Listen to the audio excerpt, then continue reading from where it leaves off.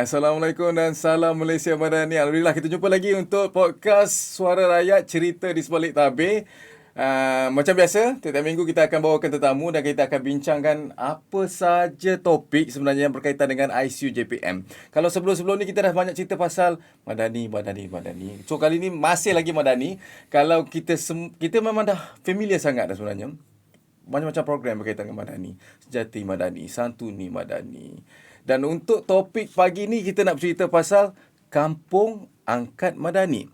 Saya yakin sebenarnya topik ni lebih dekat dengan anda sebab ada di antara anda memang terlibat secara terus. Mungkin kampung anda terpilih berada dalam program Kampung Angkat Madani. Alright, untuk pagi ni kita bersama dengan kita punya tetamu. Saya nak perkenalkan Encik Muhammad Al-Hafiz dari bahagian pemantauan pembangunan. Assalamualaikum. Waalaikumsalam. Apa khabar tuan? Alhamdulillah. Ni saya mesra panggil dia bos sebenarnya. Okey bos.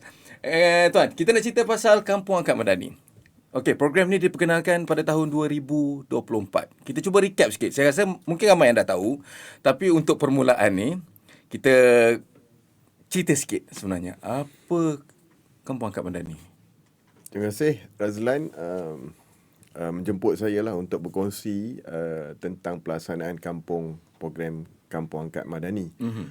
So macam Razlan kata, program ni bermula 2024. Kita dah makin banyak dah program Madani yang dilaksanakan. Jadi program Kampung Angkat ni antara produk awal lah. Yang Amat Berhormat Perdana Menteri telah umumkan dalam Belanjawan 2024 pada tahun 2023 untuk melaksanakan satu inisiatif program Kampung Angkat Madani. Yang mana saya rasa ni salah satu di bawah kluster kesejahteraan lah, untuk memastikan masyarakat luar bandar ni tidak ketinggalan dalam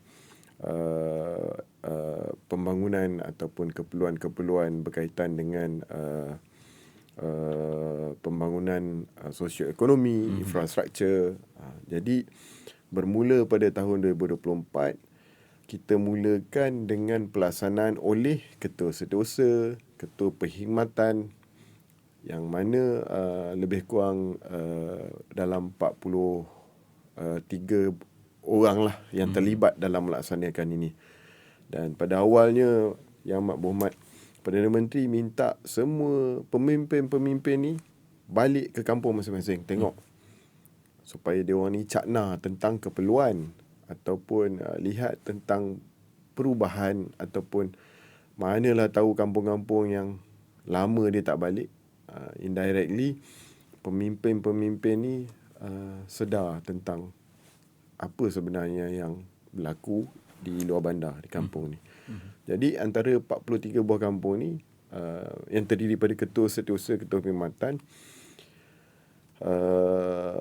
telah diberikan peruntukan sebanyak 2.5 juta, yang mana mereka ni boleh merancang untuk membuat pembaikan infra, membina infra, dan konsep pelaksanaan ini adalah secara whole of government, iaitu semua jentera kerajaan terlibat.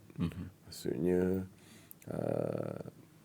pendekatan ini adalah satu benda yang baru, dan kaedah perolehannya telah diubah sesuai khusus bagi memastikan semua keperluan rakyat, orang kampung ni dapat kita laksanakan dengan cepat, siap dengan segera, dan apa yang dia orang hasratkan tu terus menerus kepada rakyat. Itu hasrat YBPM, yang mana program ini announce untuk laksanakan. Kementerian Kewangan selaku Kementerian Peneraju mengambil inisiatif untuk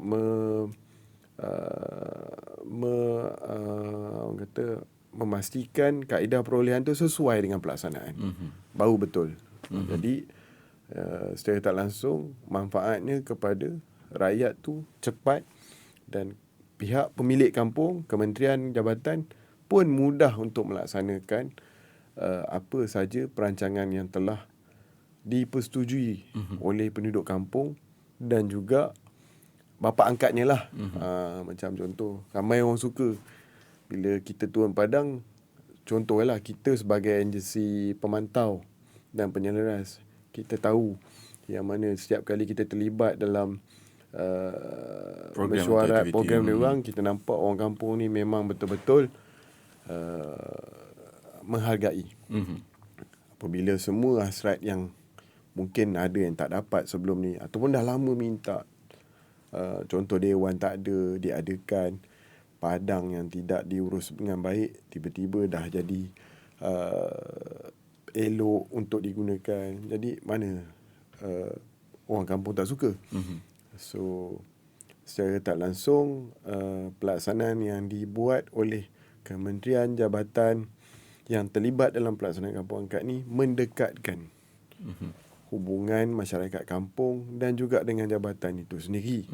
Dan saya lihat secara automatiknya penyewa awam yang terlibat dalam pelaksanaan kampung angkat ini menjadi lebih cakna tentang ada yang tak pernah balik kampung, ada yang orang bandar, ataupun ada orang kampung dia pergi kampung lain. Kampung lain tak sama dengan kampung dia.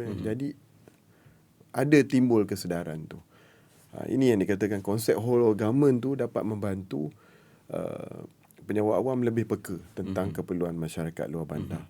Dan pelaksanaan kampung angkat ni dia berevolusi, Razlan. Saya nampak lah bila yang Amat Berhormat Perdana Menteri terus menerus dia pelaksanaan kampung angkat ini dia bersambung dari tahun ke tahun. Sasarannya pun meningkat, sebab tu dia berevolusi lah pada pandangan saya. Pada tahun 2025 Yang Amat Berhormat Perdana Menteri letakkan sasaran 200 kampung-kampung, tetapi dengan peruntukan yang disesuaikan semula 1 juta. Kita berjaya buat sebanyak 219 buah kampung di seluruh Malaysia lah. Dan pada tahun ini Yang Amat Perdana Menteri dia meningkatkan lagi sasaran sebanyak 500 buah kampung. Jadi ini menunjukkan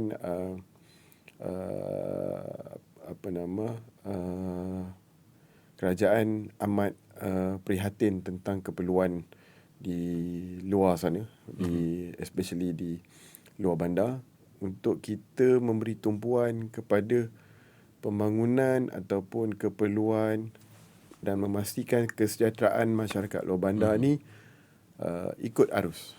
Okey, saya sebenarnya bila Encik Hafiz bercerita tentang memberi perkenalan tentang secara permukaan je lah berkenaan dengan Kampung Angkat Madani, sebenarnya dia membuatkan saya ingin mengait dan mencuit tentang topik-topik yang lain sebenarnya. Saya terpanggil untuk membuat satu perbezaan di antara Santuni Madani dan juga Kampung Angkat Madani. Sebab tadi Tuan Hafiz cakap Yang Amat Berhormat Perdana Menteri mengarahkan ketua-ketua ataupun ketua jabatan tadi untuk pulang ke kampung. Saya nampak ia dia lebih bersifat individu. Cuma saya bila Encik Hafiz cakap tadi, saya tengok Kampung Angkat Madani ni pemilikan, saya boleh kata kononnya lah, pemilikan Kampung Angkat itu milik siapa. Dia letak bawah agensi dan juga kementerian, bukan milik individu, betul? Itulah Kampung Angkat Madani. Kalau Santuni Madani, dia tidak melibatkan sebarang dana ataupun peruntukan, tapi Kampung Angkat Madani ni ada peruntukan. Okey. Untuk selepas ni sebenarnya kita nak tahu tentang peranan ICU, dan yang paling penting sekali sebenarnya yang saya nak tahu, ICU kampung angkatnya di mana. Betul tak? Mungkin yang tu mungkin ada yang belum tahu, tapi kalau warga kampung tu of course lah tahu ini kampung angkat ICU, betul tak? Kita akan pergi ke situ nanti. Kemudian setakat ni saya faham apa itu Kampung Angkat Madani. Tapi sebelum tu kita nak berehat seketika. InsyaAllah kita akan jumpa lagi selepas ini untuk podcast Sentuhan Rakyat, cerita di sebalik tabir.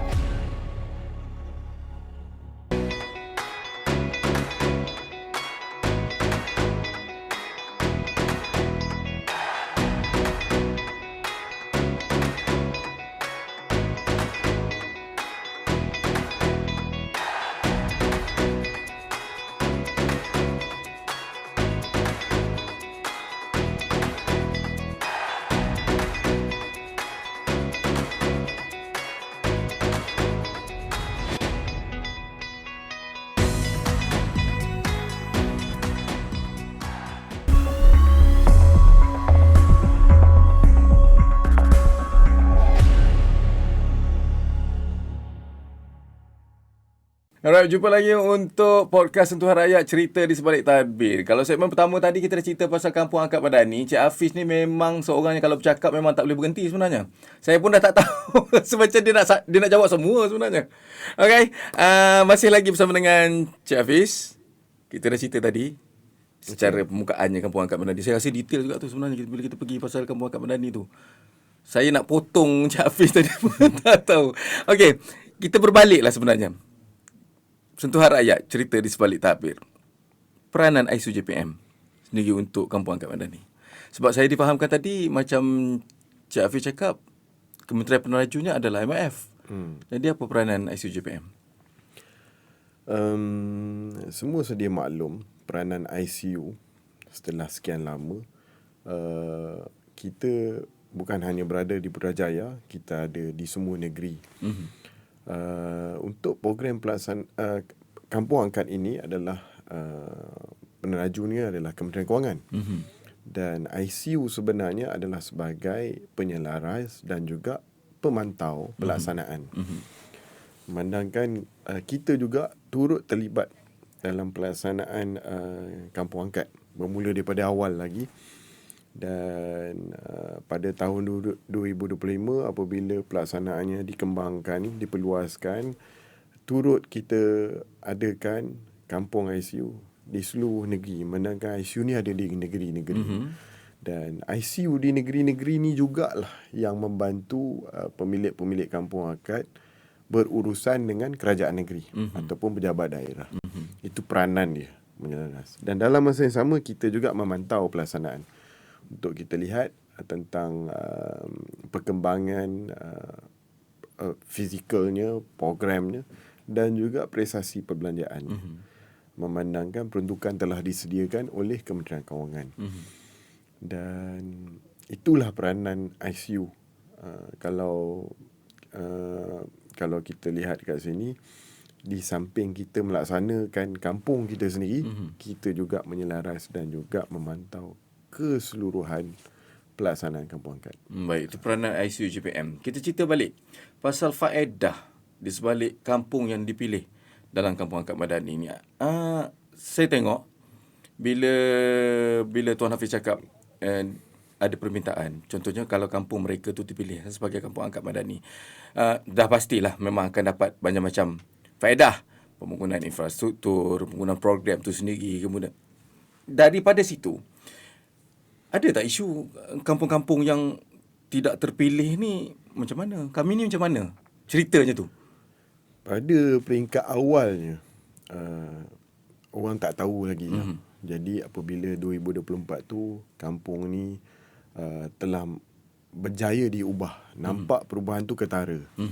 Dan orang dah mula tahu tentang perkembangan mana-mana kampung yang terlibat dengan program ini. Jadi dah tentu kalau di lapangan orang kampung sebelah tanya, kampung kami macam mana? Kami nak pilih. Jadi macam Yang Amat Berhormat Perdana Menteri dia yang initiate, dia minta semua kementerian memilih sendiri yang mana kampung-kampung ini telah disediakan bagaimana kita nak memilih lah apa keadaan kampung dan pilihan-pilihan kampung yang mungkin kita boleh pilih. Kementerian Jabatan ini sendiri memilih dengan syarat-syarat yang telah ditetapkan di dalam garis panduan itu. So memang betul dekat lapangan tu memang ramai yang nak jadi kampung dia tu jadi Kampung Angkat Madani. Tetapi atas cadangan pilihan kementerian dan jabatan sendirilah, setelah dihantar ke MOF luluskan, maka kampung tu akan jadi Kampung Angkat Madani lah. So sebab itulah di atas permintaan yang banyak tu, Yang Amat Berhormat Perdana Menteri sendiri meluaskan lagi sasaran tu. So walaupun dengan limitasi peruntukan yang ada, dia luaskan lagi. Itulah tanda menunjukkan program ni memang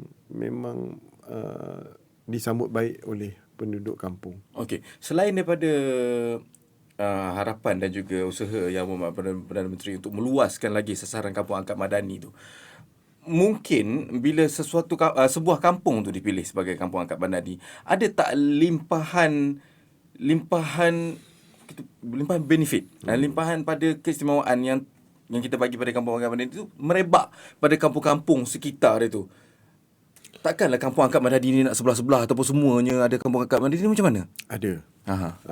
Walaupun cadangan-cadangan datang daripada pelbagai kementerian, tetapi Kementerian Kewangan ni dia mengawal ataupun mengawal selia lah dari segi taburan kampung tu supaya adil, ada kat semua negeri. Faham. Dan semua kawasan yang dia ada. Dan kalau kita tengok rekod yang kita ada pun, kita pelaksanaan ni merangkumi pelbagai jenis kampung. Ada kampung orang asli, ada kampung yang di pulau, ada kampung yang di sebelah sungai, di jajaran sungai lah.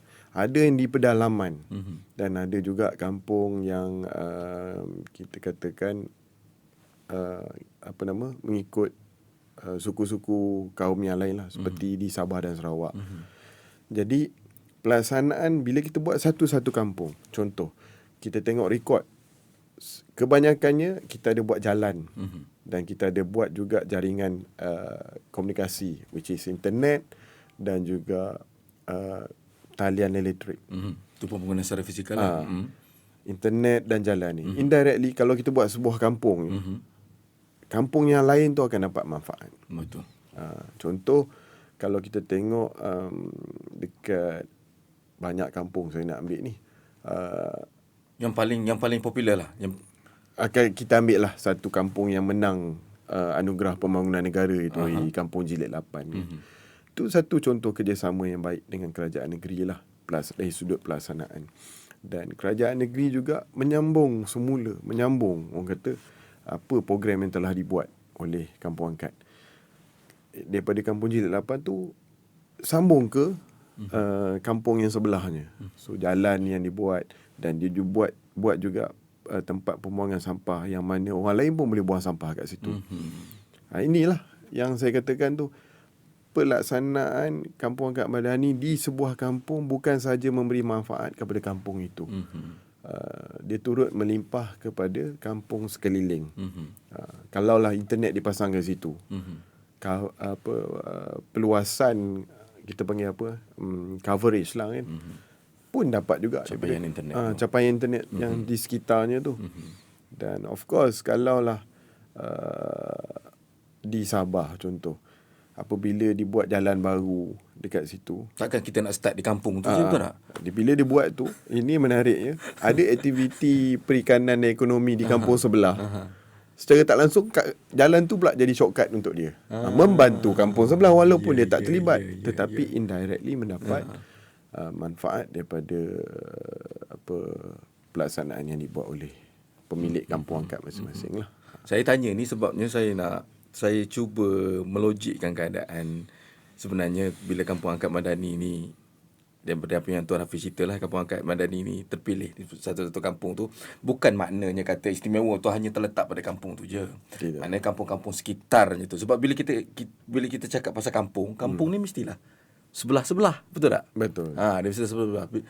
Sebab bila kita kata Kampung Angkat Madani, dia lebih fokus satu kampung. Tapi macam mana dengan kampung-kampung sekelilingnya? Tapi apa yang Cik Hafiz bagi tahu tadi tu, memang ada limpahan benefit kepada kampung-kampung di sekitarnya. Lebih-lebih lagi apabila ianya melibatkan pembangunan infrastruktur, lampu jalan, jalan raya, pusat kesihatan, apa benda semua.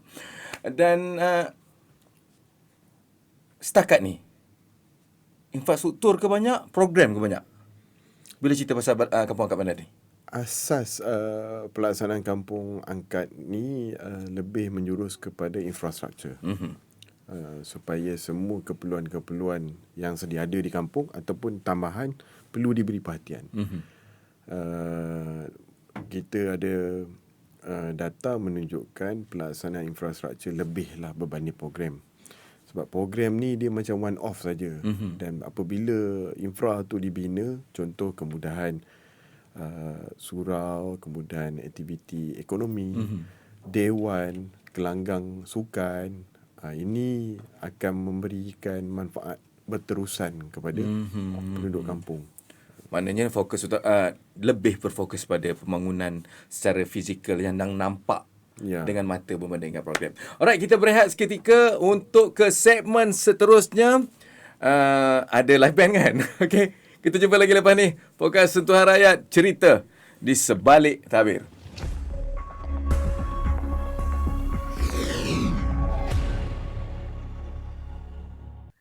Ku yang ada untukmu, temani saat kau jatuh. Walau ku harus pura-pura bahagia, biar lihat senyummu. Sia-sia pengorbanan, aku hanya ada di saat kau butuh. Sakit, oh sungguh sakit terasa, engkau goreskan luka.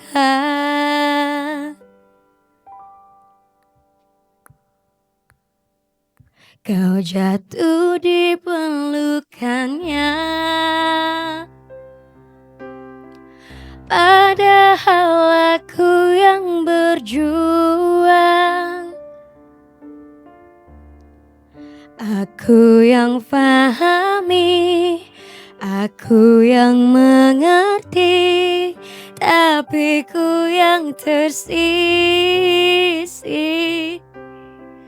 Aku seperti merasa menjaga jodoh orang lain. Kamu yang di sana, aku yang di sini, hanya bisa melihat.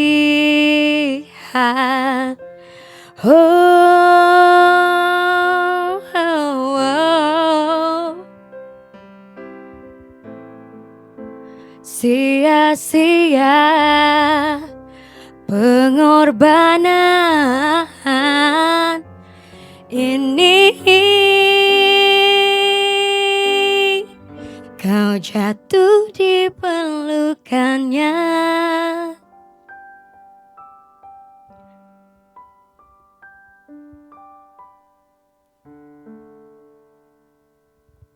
kau jatuh di pelukannya, padahal aku yang berjuang. Aku yang pahami, aku yang mengerti, tapi ku yang tersisih.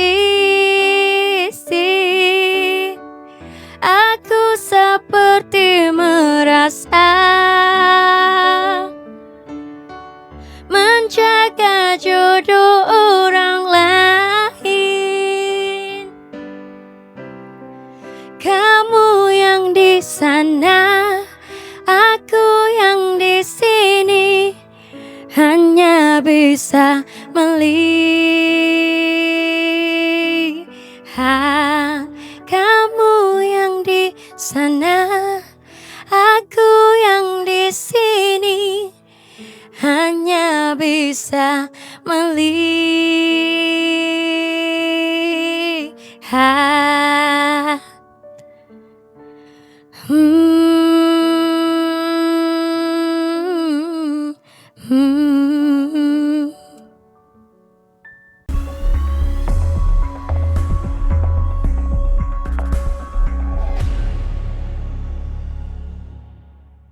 Alright, podcast Sentuhan Rakyat, cerita di sebalik tabir. Masih lagi bersama dengan Encik Muhammad Al-Hafiz.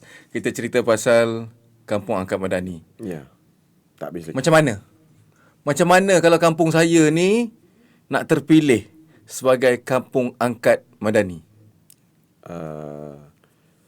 Kena minta lah. Kena minta. Kena Apa minta. kaedahnya?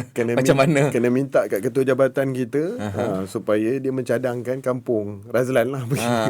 Macam tu. Dan kita tengok keadaan lah. Kalau dia meet ataupun dia mengikut garis panduan yang dia tetapkan tu, dia layak.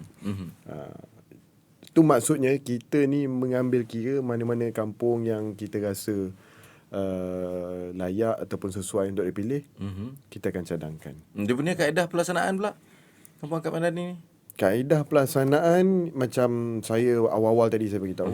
Sama je, kita menggunakan kaedah pelaksanaan perolehan kerajaan. Namun satu garis panduan khusus telah dikeluarkan untuk memudahkan lagi pelaksanaan ni dan memastikan pelaksanaan ini cepat dilaksanakan.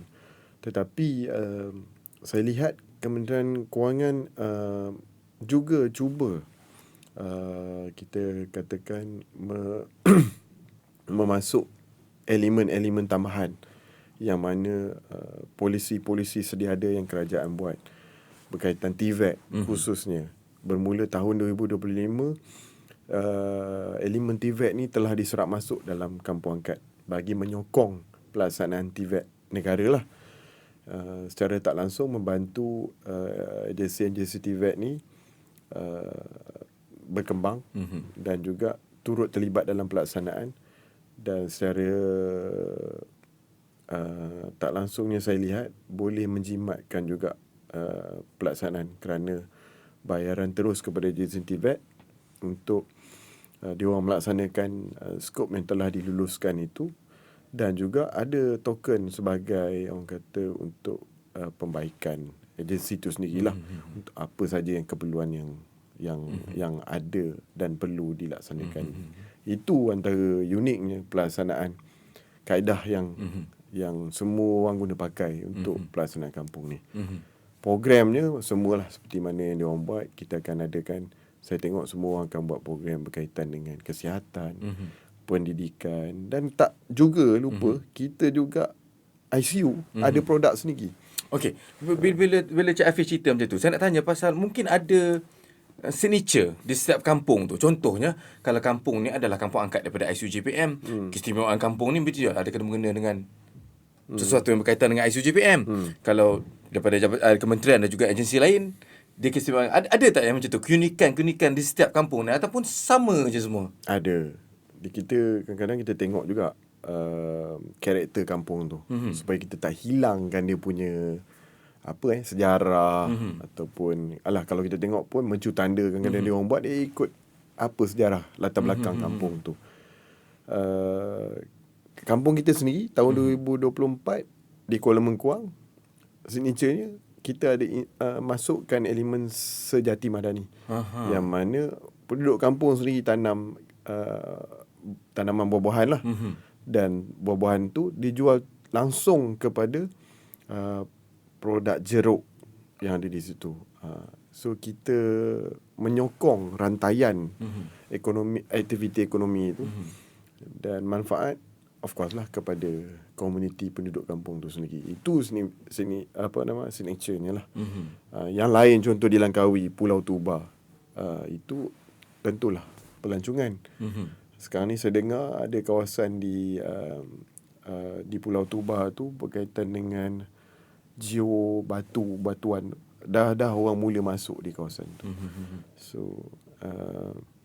ini orang kata macam signature tadi kan. Inilah setiap kampung tu kita dia orang ikut je apa dia punya kekuatan kampung. Kekuatan kampung tu sendirilah, bukan dibawa oleh agensi ataupun kementerian tadi. Sebab saya nampak macam kalau kampung angkat tu dibawa oleh PDRM, selamatlah kampung tu.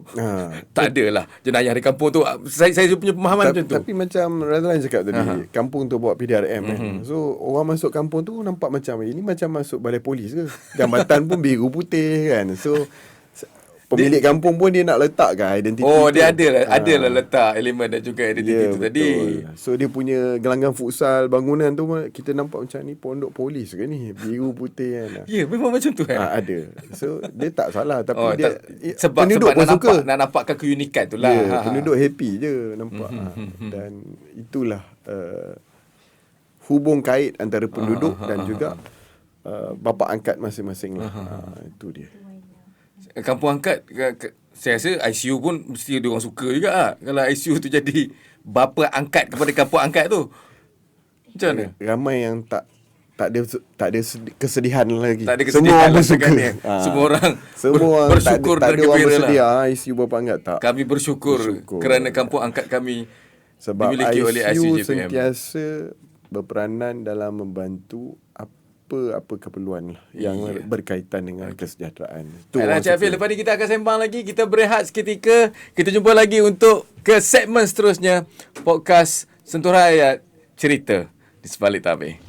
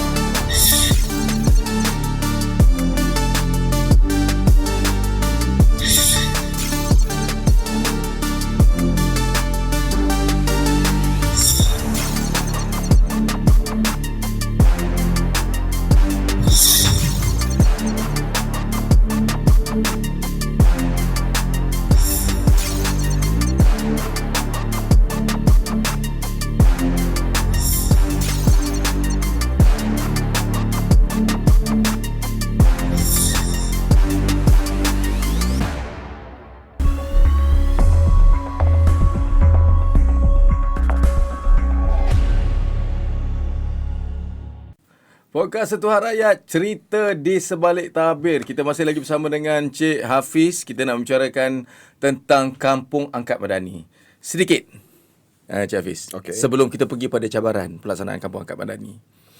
Memang mencabar. Kita nak cerita pasal transformasi sebenarnya. Ada tak contoh yang Cik Hafiz sendiri tengok selepas aktiviti turun padang yang kampung tu betul-betul berubah?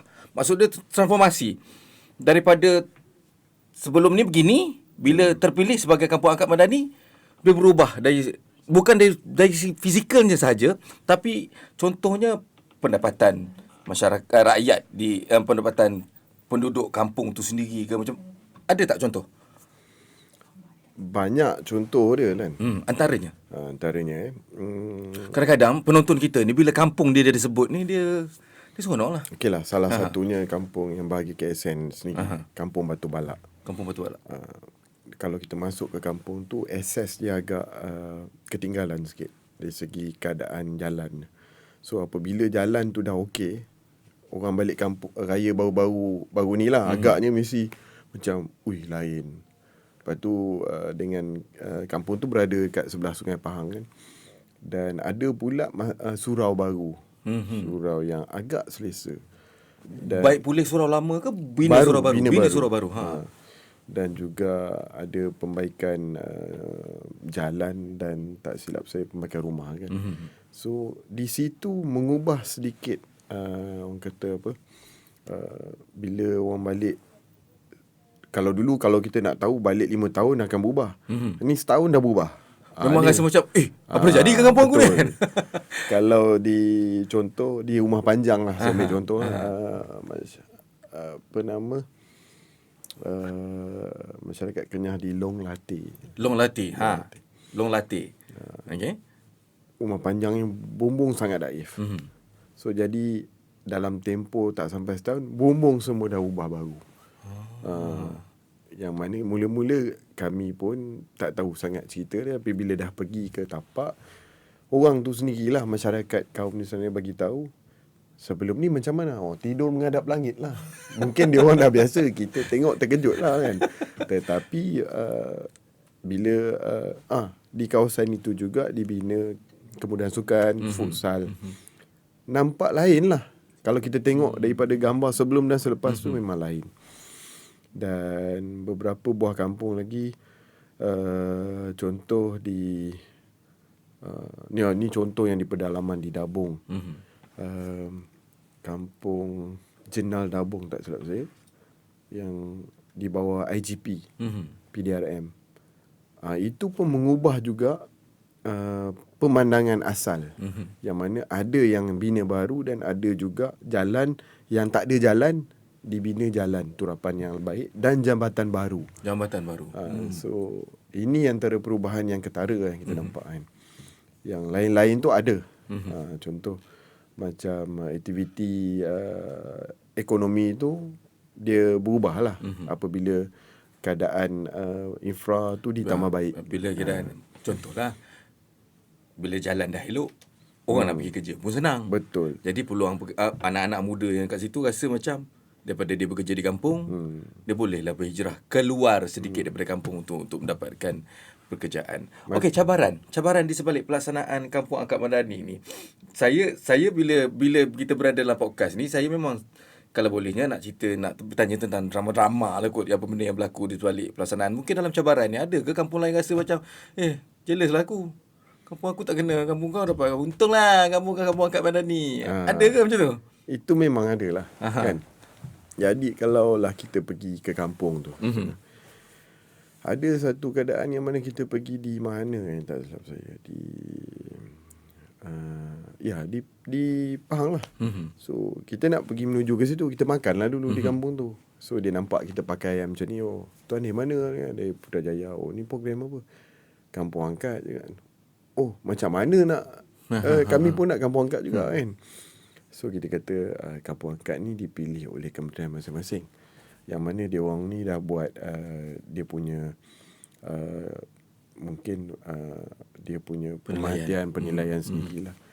So kalau kita nak mohon boleh, saya terus bercakap lah, mungkin boleh minta dekat kami dan kami selaras. Tugas kita pun menyelaras. Jadi kita bagilah nanti kami, insyaAllah kami akan panjangkan kepada mana-mana pemilik kampung yang tak ada kampung lagi. Itu je. Tapi tak memberi jaminan lah. So dia pun dah happy kan. Itu tanda dia cemburu lah. Kenapa kita ni, sedangkan kita singgah makan je. Itulah yang berlaku. So cabaran ni, tadi bercakap pasal cabaran ni, saya boleh rungkaikan kat sini adalah berkaitan dengan libat urus. Libat urus, okey. Libat urus berkenaan dengan pelaksanaannya. Sebab kita buat di negeri kan, di daerah. Dan juga libat urus dengan penduduk. Macam-macam keadaan. Saya rasa bila berkaitan dengan penduduk tu, saya nampak dah tu cabaran dia tu. Kita tolak lah ideologi politik tu. Pasti ada. Saya lihat dekat sini, politik tu mana-mana ada. Betul. Tapi di sini, apabila pelaksanaan ni buat, dia tidak terlalu dominan berkaitan perkara ini. Lebih menunjukkan semangat kampung tu. Untuk bangunkan kampung. Tapinya, isunya, memang tak cukup lah kalau diminta tu kan. Jadi kadang-kadang kita pula, orang ni minta begini. Keinginan tu sendiri pun tidak terbatas kan. Pihak kementerian saya ucapkan tahniah lah. Sebab masing-masing cuba untuk memenuhi segala kehendak dan keperluan penduduk ni. Ini bukti yang nyata lah. Sebab apa je keperluan penduduk, dia orang cuba fulfill. Tapi dengan limitasi yang ada, itu menyebabkan cabaran libat urus dengan penduduk tu. Kita ada duit banyak ni je. Tapi kalau ikutkan, dia orang memang menukar lebih lah. Stadium kalau boleh nak buat tak? Stadium kalau boleh nak buat kat kampung tu, barulah orang lain boleh berniaga. Tu dia limpahan tu dia orang nak kan. Jadi inilah cabaran yang berlaku di lapangan bersama penduduk. Dan saya yakin semua kementerian dah berjaya untuk menguruskan dengan baik. Dan penduduk pun memahami dengan apa yang ada. Itulah cabarannya. Jadi harapan untuk daripada tahun 2024, sekarang dah 2026, saya difahamkan Kampung Angkat Madani ni pun akan diperluaskan lagi 10 tahun akan datang. Macam mana? Itu kita tak ada jaminan lah. Itu adakah lepas ni semua kampung-kampung nak adalah Kampung Angkat Madani? Saya tak boleh beri pengesahan berkaitan itu. Tapi saya yakin di bawah apa kita panggil teras kesejahteraan. Di situ dah ada yang mana kerajaan sediakan satu hala tuju berkaitan dengan pembangunan luar bandar. Boleh dikatakan sekarang ni Kampung Angkat Madani ni adalah salah satu salah satu elemen di bawah teras itu. Itu menunjukkan kesungguhan yang ada. Dan kita laksanakan Kampung Angkat ni pun secara one off. Dan saya percaya dia akan berterusan. Mungkin kaedahnya macam mana ataupun pelaksanaan macam mana. Mungkin lebih teratur dan sistematik lah. Itulah. Baiklah, Kampung Angkat Madani, saya harapkan mereka yang menonton kita punya podcast Sentuhan Rakyat Cerita di Sebalik Tabir hari ini, seronoklah kalau ada nama kampung-kampung mereka disebut.